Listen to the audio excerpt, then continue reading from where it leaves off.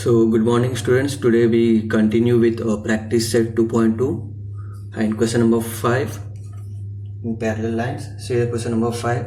In the given figure, ray AE is parallel to ray BD.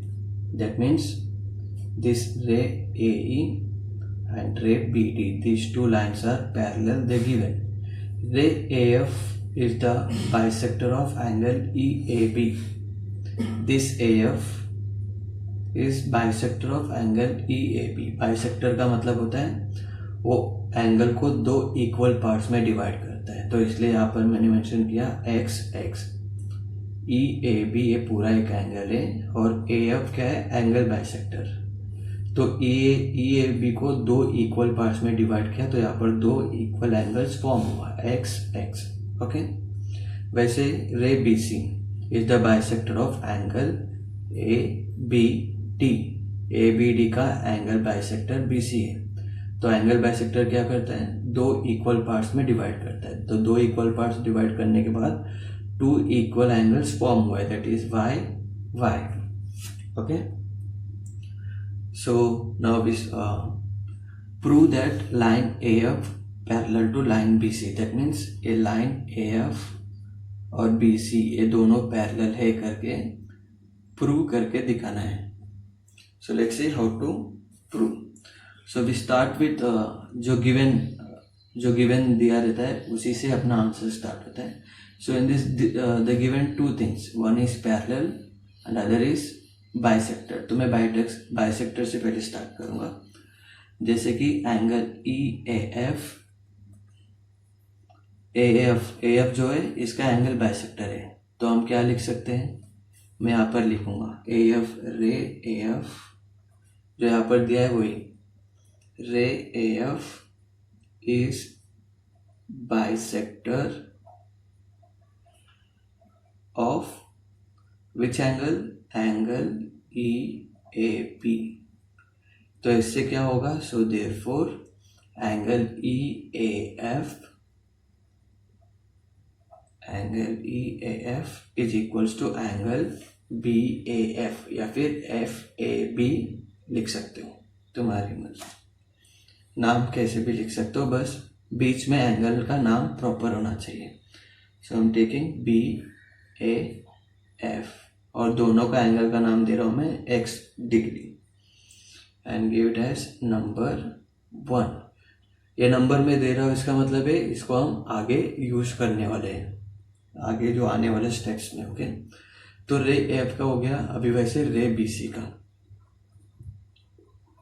रे BC is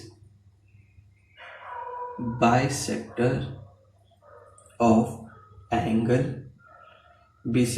किसका bisector है, angle ABD. तो ये मैं लिखूंगा. देखो मैं क्वेश्चन और फिगर देख के ही आंसर लिखना स्टार्ट किया, तो इसमें कुछ रट्टा मारने का जरूरत नहीं है. सो देयरफॉर इससे क्या हो जाएगा, so therefore angle DBC is equals to angle ABC या फिर CBA, कैसे भी लिख सकते हो. So right angle ABC. Okay. और इसका मैंने क्या नाम दिया, y दिया था, so y degree and I will give it as a number 2. Okay. Number 1 number 2.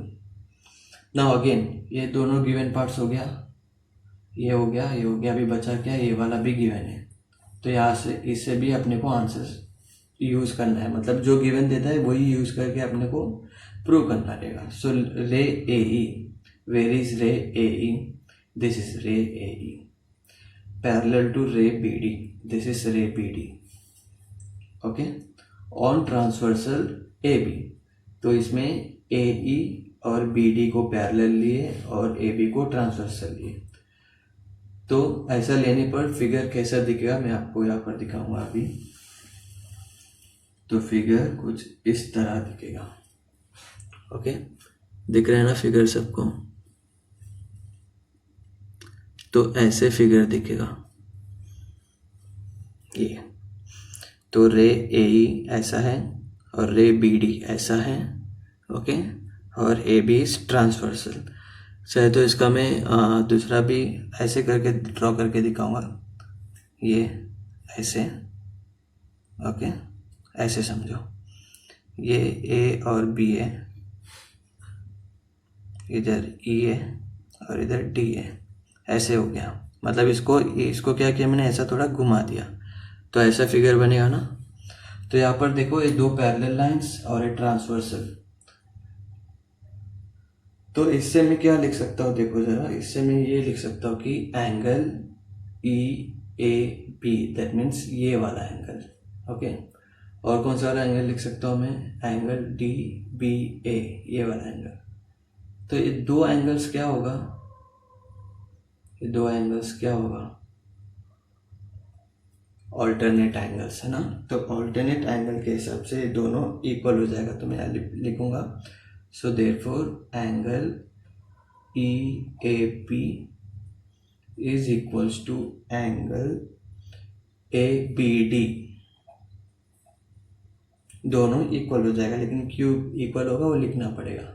क्यों इक्वल हुआ, क्योंकि दोनों ऑल्टरनेट एंगल्स है, ऑल्टरनेट एंगल्स, ओके।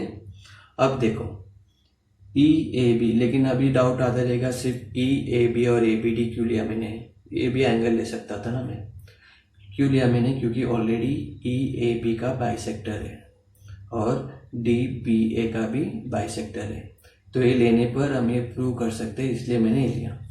तो ई ए बी देखो, ई ए बी ये पूरा बड़ा एंगल है, ओके। और ये पूरा बड़ा एंगल को हम दोनों को प्लेस करके लिख सकते हैं ना, क्योंकि बीच में से ए एफ है। अभी ई ए बी, अभी मुझे ई से लेकर बी तक पहुंचना है, तो मैं डायरेक्टली भी जा सकता हूँ या फिर ऐसे घूमकर E to A to F, फिर ऐसे, तो दोनों लिखूंगा मैं। So therefore at the place of E A B I can write, so therefore at the place of E A B I can write angle E A F plus angle B A F, angle E A F plus angle B A F, ऐसे लिख सकता हूँ ना। Now is equals to, again same thing, A B D का भी वैसे ही लिखना है, ओके। ए बी डी का क्या आएगा, angle A B C plus angle B C D या फिर डी बी सी, कैसे भी लिख सकते हो, तो मैं लिखूंगा डी बी सी। लेकिन ये क्यों लिखे हम, यहाँ पर रीजन लिखने का, क्या रीजन होगा, angle addition property, angle addition property, okay. इतना समझ में आया सबको।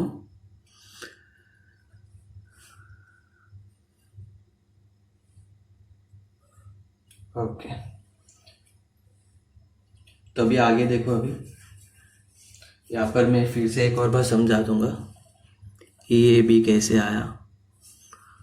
ये ई ए बी के बदले में ई ए बी बड़ा एंगल है, तो ये बड़ा एंगल में ए एफ बाइसेक्टर है, तो ये क्या हो जाएगा, E A F plus F A B मैं लिख सकता हूँ, तो ये मैंने यहाँ पे लिखा। अब वैसे ए बी डी का भी ए बी डी ऐसा है ना, और बी सी बाइसेक्टर है, मतलब ये दो पार्ट्स मिलके पूरा ए बी डी बनेगा, तो इसलिए ए बी डी के बदले में हमने क्या लिखा, ए बी सी और डी बी सी, मतलब ये दो एंगल्स मिलकर पूरा एंगल बनेगा, इधर भी ये दो एंगल्स मिलकर ये पूरा एंगल बनेगा, ओके। तो अब आगे देखते हैं। सो देयरफॉर यहाँ पर देखो ई एफ का वैल्यू क्या मिला अपने को, यहाँ पर एक्स, तो यहाँ पर मैं एक्स लिखूंगा, प्लस बी एफ का भी same is equals to A B C का वाई प्लस और डी बी सी का सेम वाई। ये सब अपने को कहाँ से मिला, फ्रॉम 1 and 2, ये मेंशन करना पड़ेगा, okay. So therefore this become 2x, this become 2y। तो यहाँ आप देखो यहाँ पर,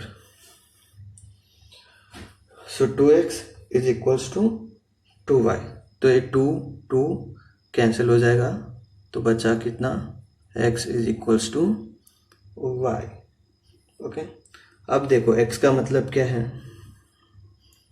x का मतलब है दो एंगल से, एक तो ई ए एफ है और एक बी ए एफ है, और y का मतलब टी बी सी और एक ए बी सी।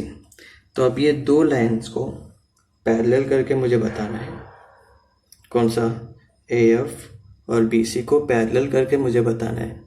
तो पैरेलल लाइंस कब होगा, जब दो एंगल्स ऑल्टरनेट एंगल से इक्वल होगा, या फिर करस्पॉन्डिंग से इक्वल होगा, या फिर वर्टिकली से इक्वल होगा, तो हम बोल सकते हैं कि वो दो लाइंस पैरेलल हैं। तो यहाँ पर देखो अपने को, अब मैं ये देखूंगा बी ए एफ, देखो बी ए एफ किधर है, बी ए एफ मतलब ये वाला एंगल। ओके, और एक एंगल कौन सा देखूंगा, ए बी सी। ए बी सी किधर है, ए बी सी मतलब ये वाला एंगल, मतलब ये दो एंगल इक्वल हो रहा है और ये ऐसा पैरेलल बन गया है ना। तो अगर मैं फिर से यहाँ पर ड्रॉ करके दिखाऊंगा, ये ऐसा दो लाइन्स है, that means A and F, और यहाँ पर बी सी, और ए बी ट्रांसवर्सल। तो यहाँ पे क्या मिल रहा है, F A B, that means B A F, और एक कौन सा मिल रहा है, ए बी सी, मतलब ये दो एंगल इक्वल हो रहा है। इससे हम क्या बोल सकते हैं, यहाँ पर मैं लिखूंगा, so therefore angle B A F is equals to angle A B C. So therefore मैं बोल सकता हूँ कि by alternate, therefore by alternate